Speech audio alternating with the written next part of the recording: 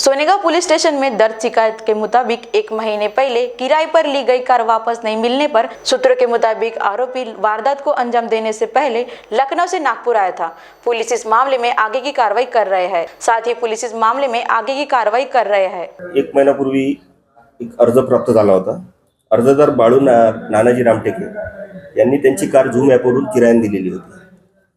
किरायाने दिलेली जी zoom app car होती ती त्यांना परत दिलेली नव्हती। ती परस्पर विक्री करण्यात त्यांना शंका होती, त्याच्यावर त्यांनी अर्ज दिला होता।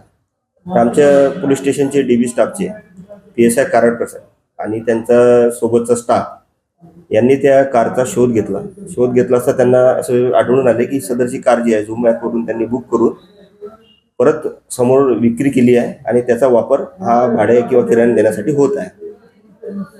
तर जे फिर्यादी आहेत बाळू नानाजी रामटेके यांनी दिलेले अर्जाच्या वरून दिनांक 4/10/2024 पासून त्यांची गाडी जी आहे ती घेऊन गेले, आरोपी घेऊन गेले होते। त्याचं नाव आहे अमोल विक्रम गजबिये। त्यांनी ती समोरची कार जी आहे समोर विक्री केलेली होती। ही गाडी दिनांक 7/12/2024 रोजी पवनी टोल नाका येथून ह्युमन इंटेलिजन्स तसेच तांत्रिक याचा वापर करून पकडण्यात आली आहे।